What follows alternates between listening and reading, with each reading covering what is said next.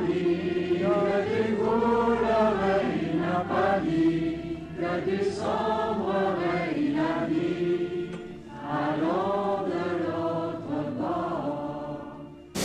à vous tous, je suis très heureux de vous retrouver après une longue introduction.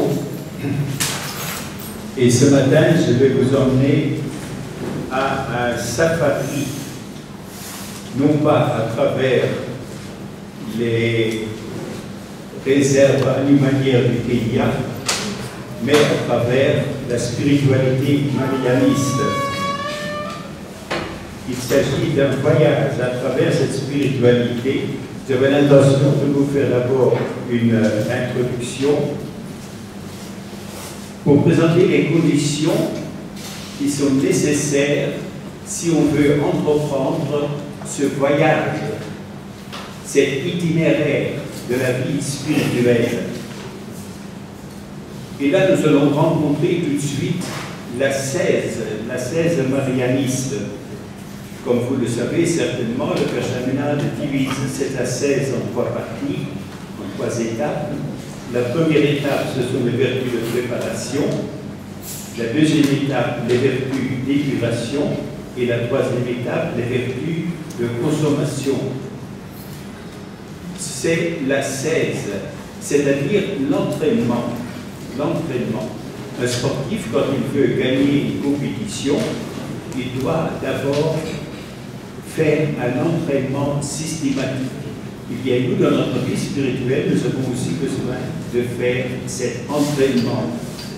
Je reprends donc les 3 étapes: les vertus de préparation, les vertus d'épuration et les vertus de consommation.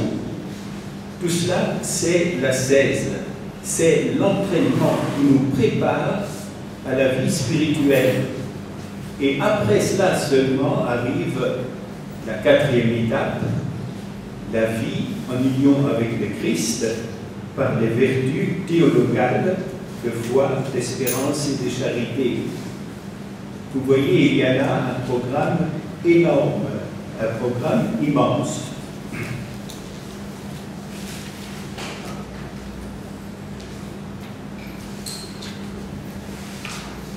Le thème l'essentiel et l'intérieur, c'est un thème qui est cher au Père Chaminade parce qu'il avait à former les gens à la sortie de la Révolution française. Il devait former les gens à la vie spirituelle. Mais avant de nous lancer dans cet entraînement, il faut réunir un certain nombre de conditions préliminaires.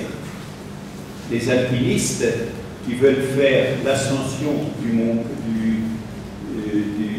de l'Himalaya, ils commencent par établir un camp de base. Dans le camp de base, on réunit tout ce qui est nécessaire pour réussir cette ascension. Tout le matériel nécessaire sera réuni. Le camp de base est facile d'accès depuis la ville, et les alpinistes vont pouvoir toujours revenir au camp de base quand ils ont besoin de quelque chose. Dans notre vie spirituelle aussi, nous avons un camp de base à établir. C'est-à-dire que nous devons réunir un certain nombre de conditions qui sont indispensables si nous voulons progresser dans notre vie spirituelle.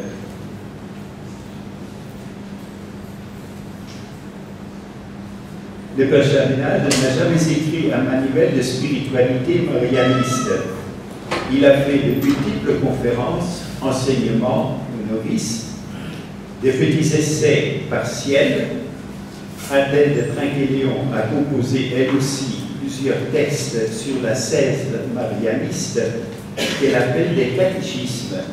Les catéchismes de la vie spirituelle, les sœurs le connaissent bien. Les sœurs et les frères de cette époque ont copié ces documents en ajoutant souvent leurs propres idées. Nous avons donc une montagne de documents sur l'ascèse marianiste, mais aucune synthèse primitive. Le Père Chaminade n'a jamais fait une synthèse complète de cette ascèse marianiste ou de la spiritualité marianiste. Mais nous avons une montagne de documents, des documents partiels. Il nous appartient donc à nous, ses fils, ses filles, à mettre de l'ordre là-dedans et à systématiser tout cet enseignement. Et il y a plusieurs auteurs marianistes qui se sont appliqués à réaliser cette synthèse. Nous avons en particulier le Père Joseph Offert. Le Père Offert, ancien supérieur général, qui a écrit un petit livre, La vie spirituelle marianiste. Lui, il fait une synthèse complète, il passe en revue l'ensemble de la 16, donc de la préparation, et aussi de la vie spirituelle telle que l'a proposé le Père Chaminade. Un prêtre américain, le Père Mentin Hagenwers, a écrit également un livre qui a été traduit en français sous le titre de Chrétien plus plus.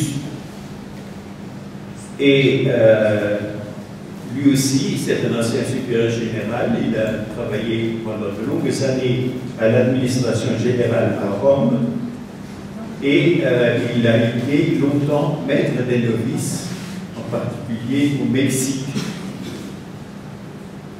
Un autre prêtre français, le Père Serge Hospital, qui a été père maître en France durant plus de 20 ans. Il a écrit un texte itinéraire de spiritualité marianiste. C'est un beau texte, assez facile à lire, mais peut-être un peu superficiel. Et puis, il y a la dernière étude un peu complète sur l'ascèse marianiste et du Père Ignacio Otaño, lecture de la méthode de vertu aujourd'hui. Donc j'ai établi la traduction en français et l'impression est en cours auprès de l'imprimeur. Ça aurait pu sortir pour aujourd'hui, mais l'imprimeur a eu quelques problèmes avec ses machines. Le Père Ignacio Otaño, lecture de la méthode des vertus aujourd'hui. Il reprend toute la méthode des vertus du Père Chaminade et il les met en parallèle avec les auteurs modernes, avec les psychologues et les auteurs spirituels d'aujourd'hui.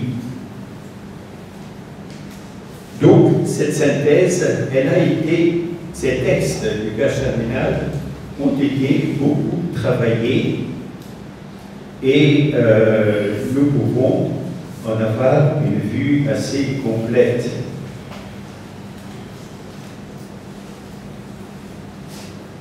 Il se pose la question, ce thème, la méthode des vertus, est-elle encore d'actualité? Eh bien, aujourd'hui, on parle plus facilement, on ne parle plus de vertu, on parle d'épanouissement de la personne, de développement intégral. À la fin de la conférence, vous répondrez vous-même à la question si la méthode des vertus vous paraît encore d'actualité. Donc voilà un ensemble de documents marianistes qui méritent vraiment qu'on s'y attache et qu'on les approfondisse. C'est à travers tous ces documents que nous découvrons en même temps le charisme marianiste. Ce charisme qui est le don de l'Esprit Saint au Père Chaminade et aux premiers religieux et religieuses marianistes et qui nous a été transmis à nous. Le charisme, c'est le don de l'Esprit Saint c'est un don qui vient de Dieu, que nous ne devons pas mépriser, que nous devons respecter, approfondir, étudier et essayer de mettre en pratique.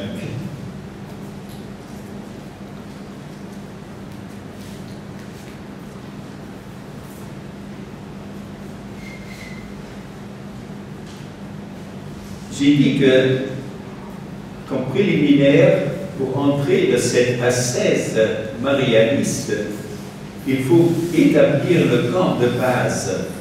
En quoi consiste ce camp de base? Pour nous, chrétiens, pour nous, religieux, religieuses, ce camp de base, c'est au fond notre vie chrétienne. C'est observer les 10 commandements de Dieu et de vivre les sacrements de l'Église. Ce n'est pas quelque chose de compliqué, c'est quelque chose qui nous est donné.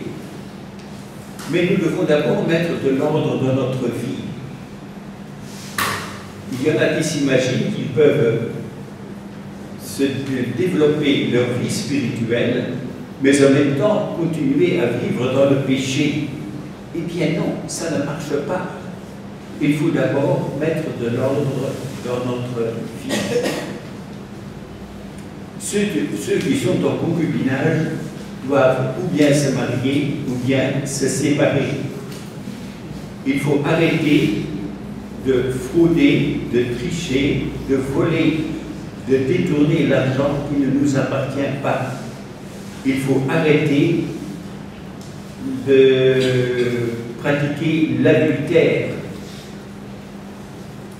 Il y a des choses élémentaires. Au fond, c'est les 10 commandements de Dieu que nous devons pratiquer. Les 10 commandements de Dieu sont toujours d'actualité. Et ensuite, il y a les sacrements. Nous ne pouvons pas progresser de notre vie spirituelle sans les sacrements. Notre vie spirituelle commence par notre baptême. Elle est renforcée par la présence de l'Esprit Saint en nous.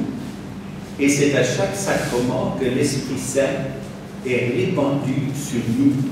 Ça, c'est quelque chose qu'il ne faut jamais oublier.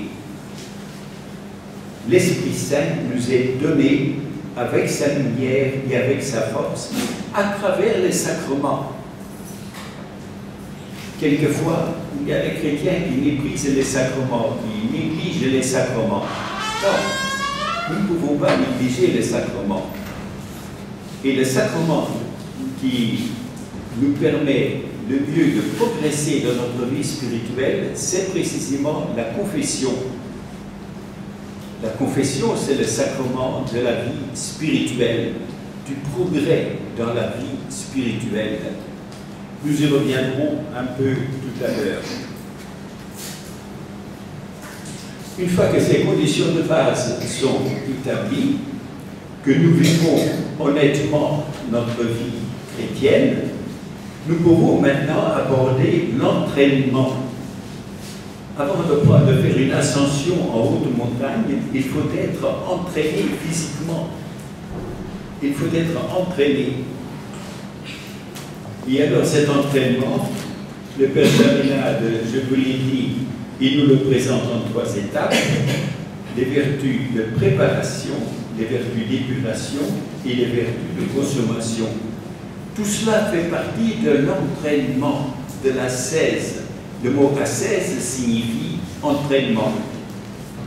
Et de même que le sportif a besoin d'un entraînement, de même le chrétien qui veut progresser dans la vie spirituelle a besoin d'un entraînement, il a besoin de l'ascèse. Prenons la première étape des vertus de préparation. Les vertus de préparation, cela comprend d'abord les 5 silences, les silences extérieurs de la parole et des signes, les silences intérieurs de l'esprit, de l'imagination et des passions, ensuite le recueillement, l'obéissance, le support des mortifications. Je reprends les 5 silences. Silence extérieur les paroles et les signes ou les gestes de notre corps. Ensuite, les silences intérieurs, silence de l'esprit, de l'imagination et des passions.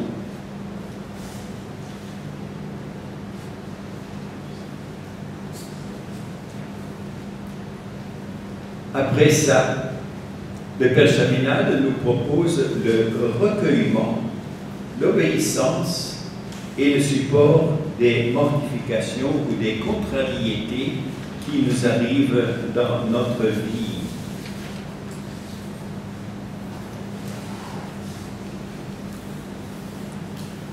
Nous pensons peut-être que le silence de la parole et le silence des signes, c'est quelque chose que nous connaissons et que nous pratiquons. Pourtant, nos fondateurs ont accordé une place de choix à la première vertu qu'ils proposent, le silence, tant extérieur qu'intérieur. Mais avant d'entrer dans le détail, nous pouvons nous poser personnellement, ou en groupe, ou en fraternité, cette question. Qu'en est-il du silence dans notre environnement? Aujourd'hui, de nos jours, parler du silence, ça peut paraître bizarre.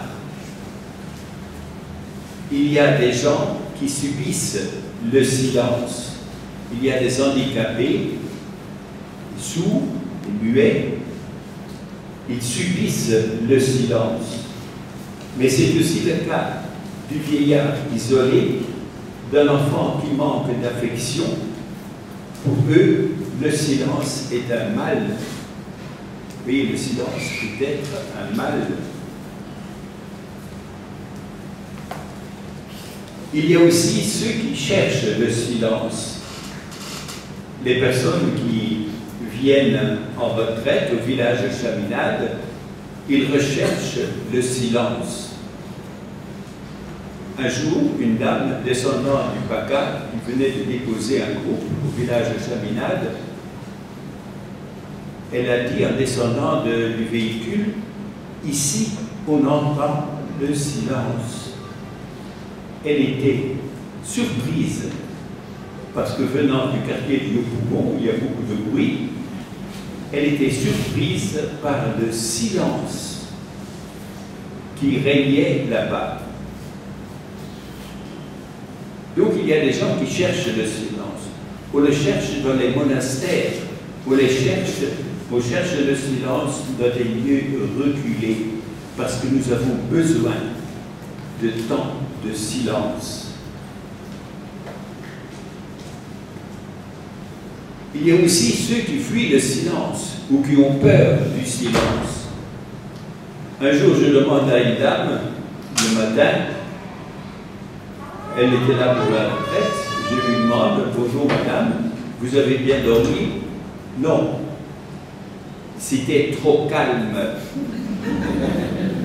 Elle était tellement habituée au bruit du quartier que être dans un endroit où il n'y avait pas de bruit, ça lui faisait peur.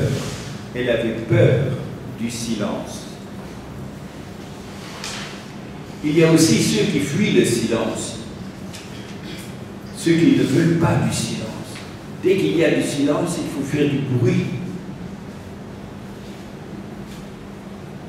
On organise un grand repas de fête, on a invité des personnes qui ne se voient pas tous les jours, qui sont heureux de se rencontrer et qui sont heureux de parler, d'échanger des nouvelles, de parler ensemble.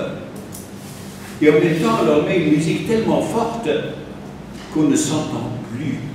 On n'entend plus ce que dit le voisin, on ne peut plus parler, tellement on fait du bruit.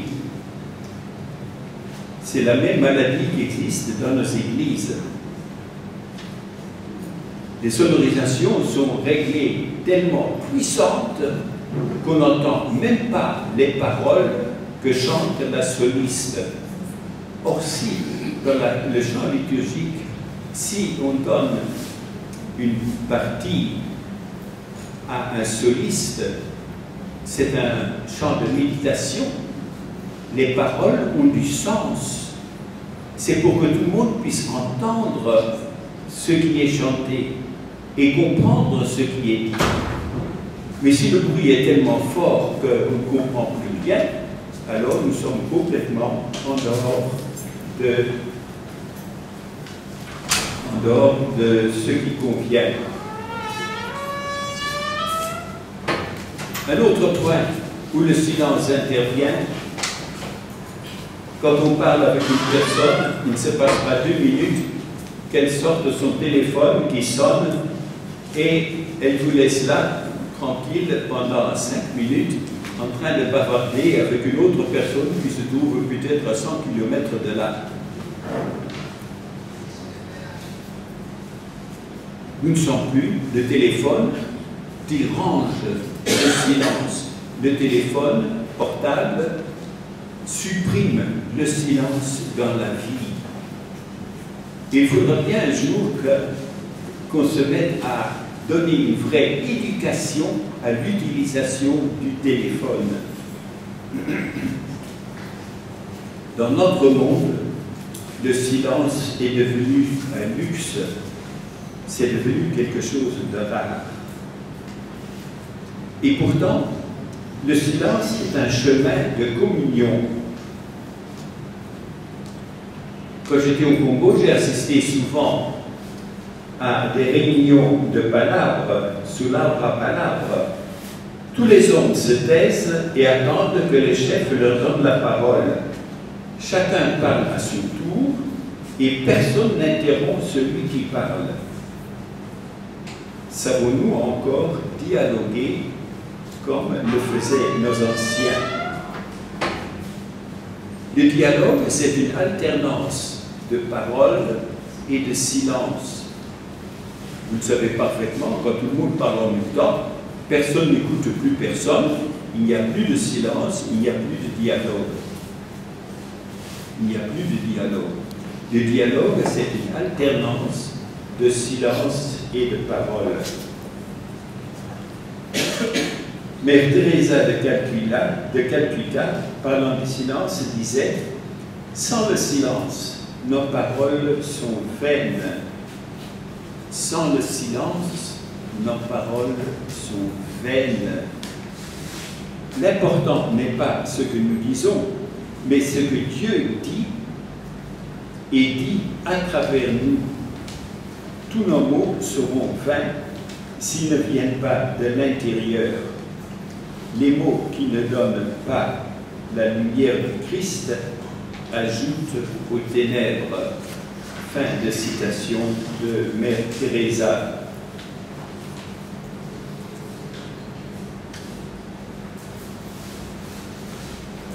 Alors faut-il privilégier la parole ou le silence? La parole est un don de Dieu, un don que Dieu nous a donné pour communiquer, pour exprimer nos pensées, nos sentiments. C'est un don de Dieu.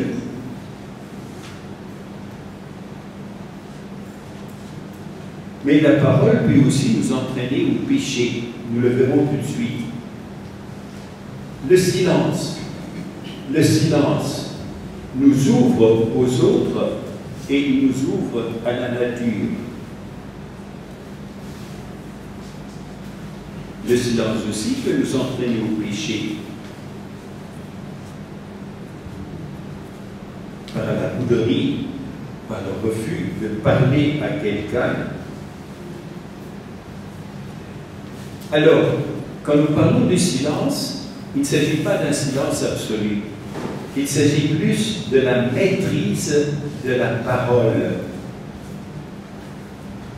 Et cette question de la maîtrise de la parole est-elle encore d'actualité aujourd'hui?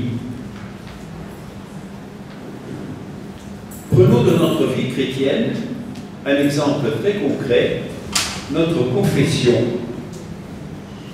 Beaucoup de chrétiens viennent se confesser, ils ne savent pas très bien quel péché accuser. Ils n'ont pas tué leur papa ni leur maman, ils n'ont pas volé, ils n'ont pas fait l'adultère, alors ils estiment qu'ils n'ont pas de péché. Mais réfléchissons pendant quelques instants sur nos paroles. N'y a-t-il pas dans mes paroles des mensonges, des médisances, des calomnies? N'ai-je pas critiqué ou ridiculisé mes collaborateurs, mes responsables? Mes paroles étaient-elles de colère, de mépris, d'insultes? Ou étaient-elles douces, aimables, exprimant la charité fraternelle? Ai-je eu le souci d'encourager mes semblables sur le chemin de la vie spirituelle? Saint Jacques dit dans sa lettre, « Celui qui ne commet pas de péché en parole est bientôt un homme parfait. » Si nous réfléchissons tous les soirs, nous faisons notre examen de conscience, posons-nous la question, quel a été mon langage aujourd'hui? Quelle a été la qualité de mes paroles aujourd'hui? Est-ce que mes paroles ont été des paroles de critique, de dénigrement, des paroles négatives, ou au contraire, des paroles positives, des paroles d'encouragement? Parce que Dieu donne à chacun de nous le mandat d'encourager ses frères et sœurs sur le chemin de la vie spirituelle.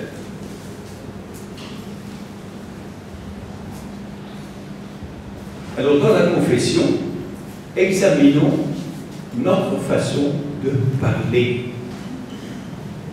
Et puis, dans la confession, il y a une chose qu'on oublie souvent, c'est la bonne résolution, le ferme propos. Autrefois, ça faisait partie de l'enseignement du catéchisme sur la confession. J'ai l'impression qu'on a complètement balayé le ferme propos dans la confession. Ici, dans nos écoles, à Saint-Jean-Bosco, à Notre-Dame d'Afrique, on avait l'habitude de faire des confessions générales à la veille des grandes fêtes. Alors les enfants viennent se confesser. J'ai menti. Je reprends. Tu as menti, mais quelle est ta résolution? Je ne ferai plus de péché. Ah, ne plus faire de péché, ce n'est pas une résolution. De toute façon, ce n'est pas vrai. Il en fera encore.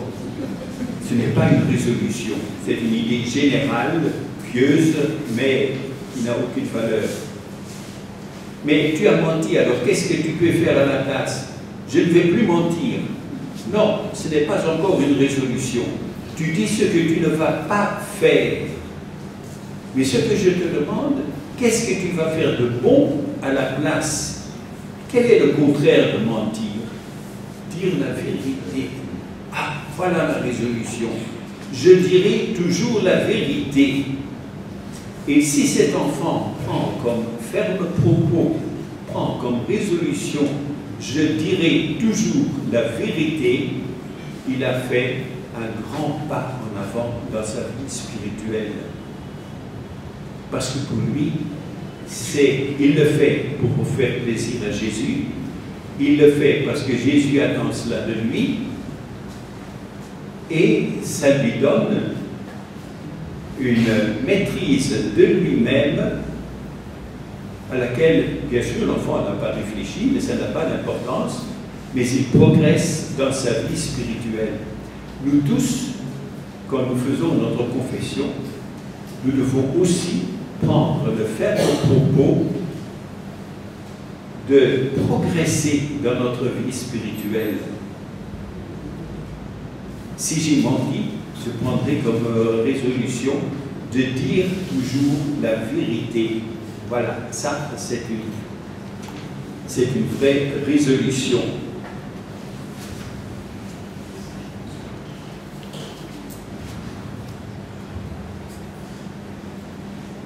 Donc, nous pensons que cette question de silence des paroles, c'est quelque chose de superficiel, de pas important. Non, non, non, c'est quelque chose de très important dans notre vie spirituelle et dans notre vie de relation les uns avec les autres.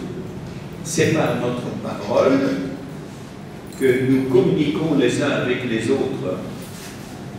Dieu nous a donné la parole pour nous distinguer du monde animal. L'homme seul a une parole articulée, capable d'exprimer sa pensée et ses sentiments, et c'est un grand don que Dieu nous donne. Mais cette parole, il faut l'utiliser conformément à la volonté de Dieu. Et si nous avons commis des fautes au niveau de la parole, n'oublions pas de les accuser en confession et de prendre des résolutions pour corriger ces déviations. Je passe au silence des signes.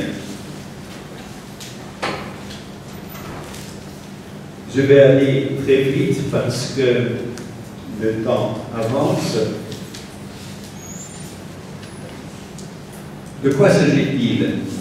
Il s'agit des mimiques, des expressions du visage, des gestes de la main que nous faisons.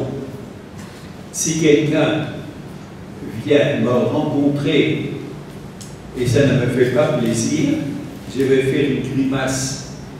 Et à mon visage, il aura déjà vu qu'il n'est pas le bienvenu. Ça se voit. Ça se voit.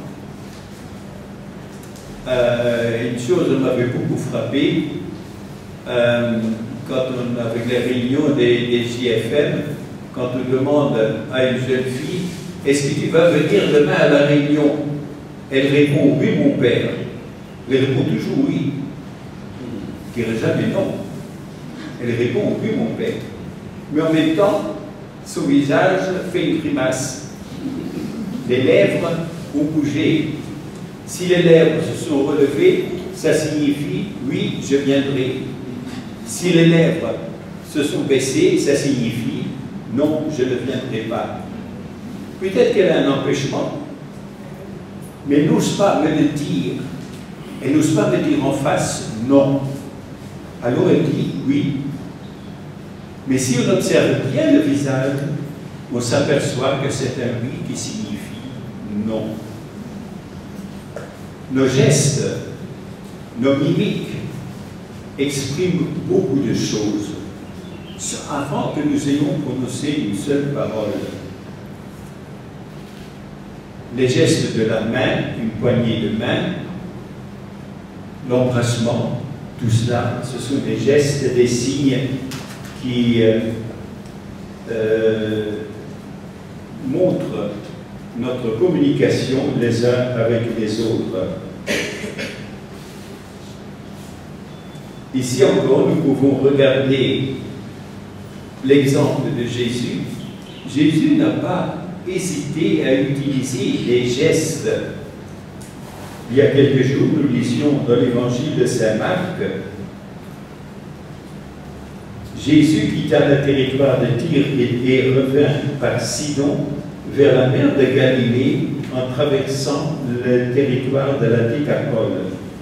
On lui amène un sourd qui, de plus, parlait difficilement et le suppliait, et on le supplie de lui imposer les mains. Imposer la main, c'est un signe et c'est un geste du corps. Le prenant loin de la foule, à l'écart, Jésus lui mit les doigts dans les oreilles, cracha et lui toucha la langue. Puis, levant son regard vers le ciel, il soupira et lui dit « Ephata », c'est-à-dire « ouvre-toi ». Jésus utilise ses mains, son visage, son regard. Vous avez le regard de Jésus sur Saint Pierre, par exemple, après sa trahison, qui est tout à fait remarquable. Jésus, c'est le Verbe, le Fils de Dieu, devenu chair, devenu corps. Et ça veut dire aussi que le silence des signes devient un élément de notre maîtrise de nous-mêmes. De même que dans la parole, il s'agit de maîtriser sa parole, de même les signes, il s'agit de maîtriser notre corps.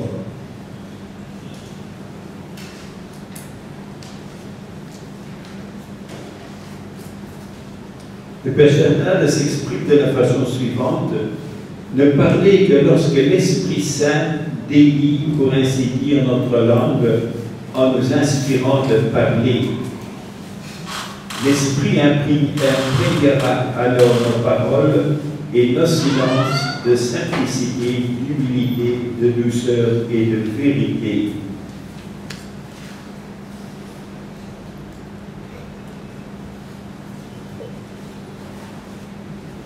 Ici, de nouveau, il ne s'agit pas de supprimer tous les signes de notre corps. Le silence des signes signifie devenir maître de son corps. Nous connaître mieux pour nous libérer en nous maîtrisant, comme pour le silence de la parole. Il ne s'agit pas de devenir comme une statue, raide, immobile, mais il s'agit de maîtriser ces signes. Même si quelqu'un me dérange, je ne suis pas obligé de lui manifester en lui faisant une grimace.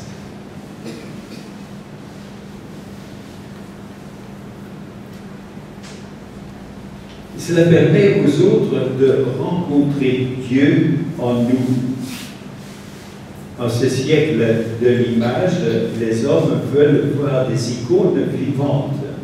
À quoi bon chanter le peuple des baptisés rayonnant de la joie pascale si nous avons des visages de tâcherons de la vie spirituelle, fourbus, plaintifs et rabat-joie? Comment croire à la tendresse du Père si on ne rencontre que froideur, distance et dureté?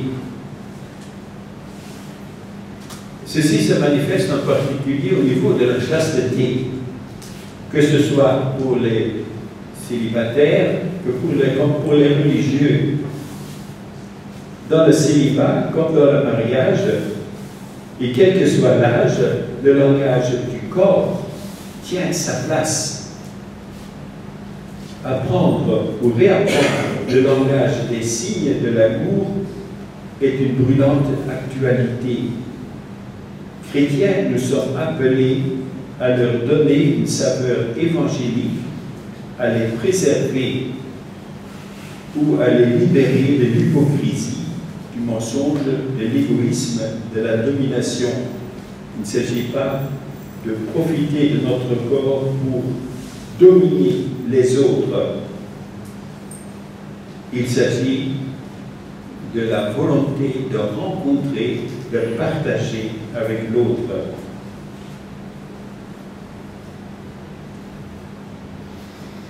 Le langage, si saint soit-il, n'est qu'un aspect de la relation amoureuse et ne saurait être coupé des autres aspects sous peine de n'être plus ni langage ni signe.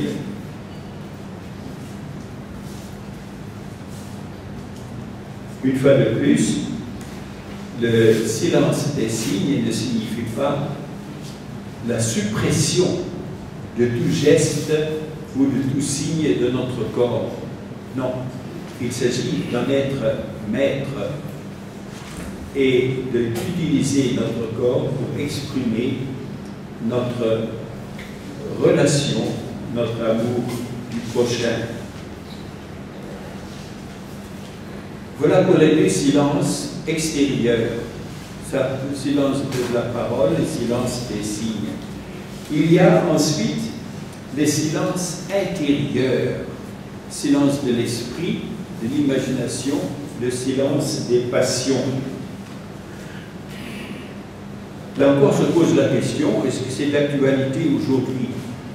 Eh bien, il y a un docteur suisse, le docteur Vittos, qui a utilisé, on peut dire, le silence de la parole pour guérir certaines maladies. On lui amenait des malades qui étaient malades, qui avaient le stress, qui avaient des maladies nerveuses, et traditionnellement on leur donne des calmants. Le docteur Vitos, lui, il s'est dit, ces gens ne sont pas malades, ils n'ont pas besoin de médicaments, ils ont besoin de retrouver leur contrôle cérébral. Il faut les aider à retrouver leur contrôle cérébral. Alors comment faire? Et le docteur Vitos a découvert que le corps, les 5 sens de notre corps peuvent participer à nous faire parvenir à ce contrôle cérébral. Les 5 sens, les oreilles, l'odorat, le goût, le toucher, tout cela a une influence sur notre vie spirituelle.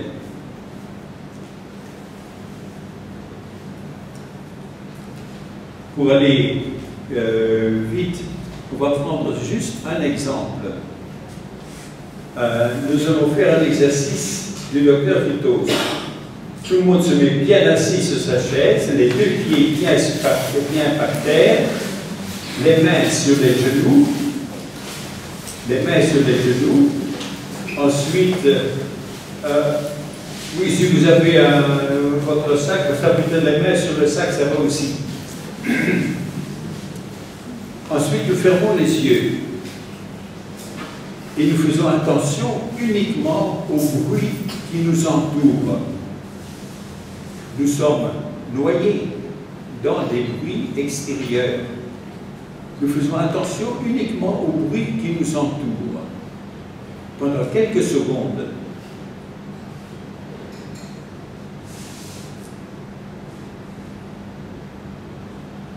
voilà, l'exercice est terminé. Qu'est-ce qui s'est passé? Pendant que vous avez été attentif, vous avez écouté les bruits qui nous entourent, votre tête s'est vidée de toutes les pensées, de tous les sentiments, de tout ce qui pouvait vous déranger, de tous vos soucis. Vous avez oublié tout ça. Pendant quelques instants, votre tête a été vide. Donc, notre ouïe, l'oreille, peut avoir une influence sur notre vie spirituelle. Quand le Père Chaminade dit l'essentiel c'est l'intérieur, il n'exclut absolument pas le corps. Les deux sont importants. Mais ce qui compte, c'est notre vie spirituelle, bien entendu. Cet exercice, nous pouvons le répéter avec le toucher.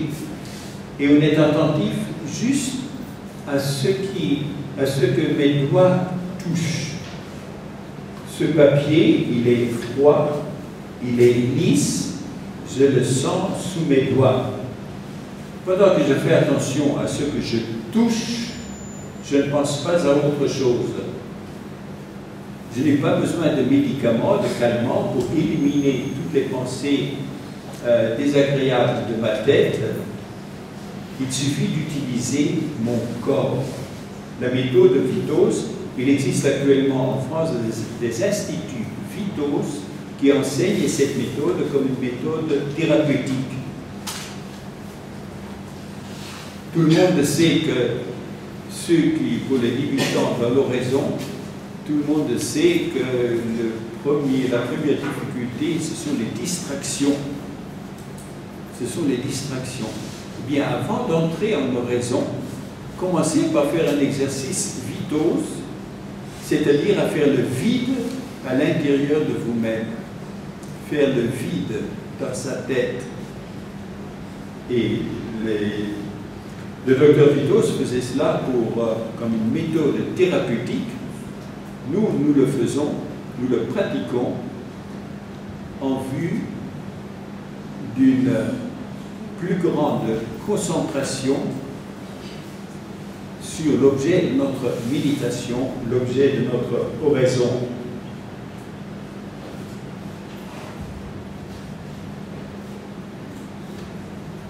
Alors, c'est ce qui nous gêne souvent, ce sont toutes ces pensées qui traversent notre esprit, des projets, solutions de certains problèmes. Normalement, notre cerveau ne reste pas inactif. Notre cerveau, naturellement, est toujours en activité. Et si je veux entrer, si je veux laisser de côté toutes ces activités terrestres humaines pour m'adonner à la prière, pour rencontrer le Christ, je dois commencer par faire le vide dans ma tête. Faire le vide, c'est la première étape. Mais ce n'est pas encore la raison. Après ça, ce vide, je dois le remplir de la présence de Dieu. Ces distractions peuvent venir de l'esprit, ça peut venir de notre imagination, ça peut venir de nos passions. Le Père Chenal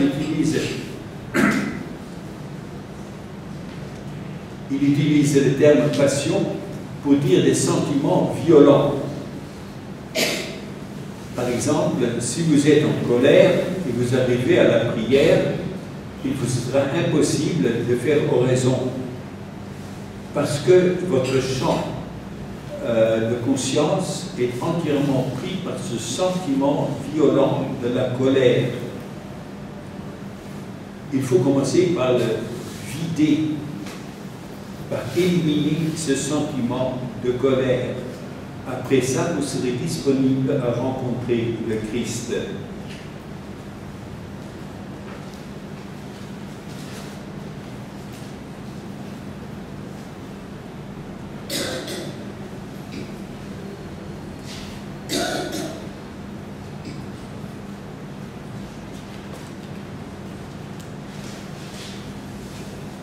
Ici encore, le silence ne consiste pas à éliminer les passions, au contraire, c'est une force que le Seigneur nous donne, mais de les appliquer à l'objet de ma prière.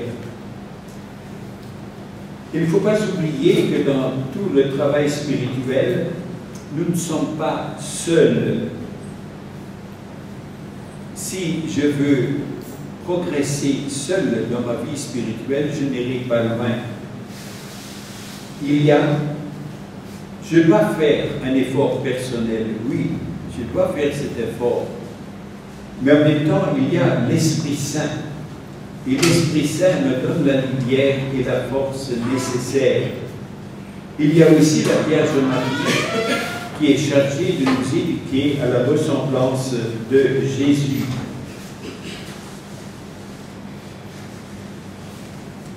Une fois que nous avons réussi à faire ainsi le vide en nous-mêmes, nous sommes capables de recueillement. Ce recueillement, dans la prière nous parlons de recueillement, l'étudiant qui doit étudier ses cours va parler de concentration. Vous savez tous qu'il faut être concentré sur son étude, sinon on ne retient rien. Le recueillement dans la vie spirituelle, dans ce recueillement, rassembler ses pensées et les orienter vers le Christ. Encore un autre élément, l'obéissance. De quoi s'agit-il? Il est bon dans la vie spirituelle d'avoir un père spirituel, un guide spirituel, quelqu'un que je peux rencontrer, non pas pour qu'il me dise ce que je dois faire, mais pour qu'il m'aide à réfléchir sur ma vie spirituelle. Quand on est seul, on peut se tromper. Tous les auteurs spirituels, depuis le début de l'Église, recommandent cette pratique du Père spirituel, de l'accompagnement spirituel. C'est indispensable si nous voulons vraiment progresser. Le but, c'est de découvrir quelle est la volonté de Dieu sur moi.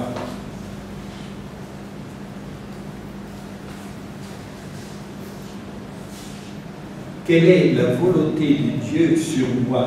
Autrement dit, c'est de découvrir le sens de la vie.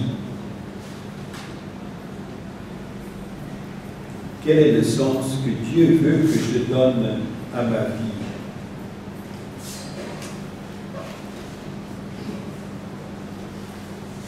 Bon, je passe. Et nous arrivons au support des contrariétés. Dans la vie, tout ne se passe pas comme nous voudrions. Il y a des contradictions, il y a des difficultés que nous rencontrons qui peuvent venir de l'extérieur, un embouteillage sur la route, ça peut venir de nous-mêmes, une maladie, ça peut venir de nos frères ou sœurs par leur incompréhension de nos problèmes. Mais ce que le Seigneur nous demande, c'est de supporter toutes ces contradictions, toutes ces contrariétés qui nous gênent, de les supporter en union avec le Christ, parce que lui aussi a supporté ces contrariétés et ces difficultés. Pensez au puits de la Samaritaine. Jésus était assis sur la margelle parce qu'il était fatigué.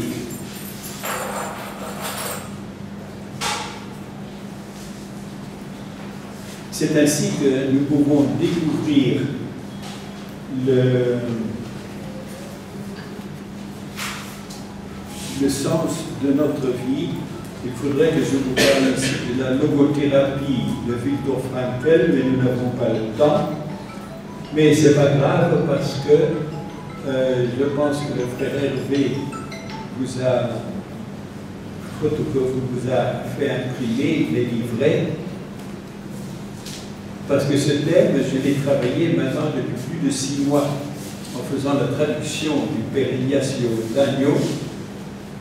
Et en même temps, j'ai rédigé ces carnets qui vont vous être proposés, qui donnent le résumé. Nous avons ainsi fait un petit parcours à travers la première étape de l'ascèse marianiste, les vertus de préparation. La deuxième étape, c'est les vertus d'épuration. Après ça, les vertus d'épuration, je vous les énumère simplement, je vous ferai terminer par là. C'est la tiédeur, l'orgueil, la faiblesse des vertus, nos penchants mauvais, les incertitudes, les contrariétés, les suggestions du monde et les tentations. La deuxième étape, c'est plutôt le combat spirituel. C'est un combat intérieur. Il ne s'agit pas d'aller boxer Satan à l'extérieur de nous. Non, non, non, non. Le combat spirituel, c'est quelque chose qui se passe à l'intérieur de moi. J'ai des défauts, et ces défauts, il faut essayer de les déraciner. C'est ça, le combat spirituel. Et toute la deuxième étape consiste à travailler à ce combat spirituel. Arrive ensuite la troisième étape, les vertus de consommation, qui ne sont pas tellement différents des autres. Le Père Chaminade nous propose l'humilité, la simplicité, la mortification, le renoncement au monde.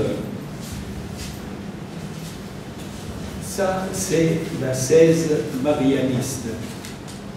Nous avons parcouru la première étape. Il reste à parcourir les 2 autres étapes de la préparation, de l'ascèse. Et ensuite seulement nous arrivons à la vie spirituelle marianiste. Vous voyez, c'est un travail qui est long, qui mérite qu'on s'y attache, qu'on l'approfondisse. Et ce n'est jamais terminé. Pendant toute notre vie, nous avons à travailler ainsi à notre progrès spirituel. Toute notre vie. Ce n'est jamais terminé.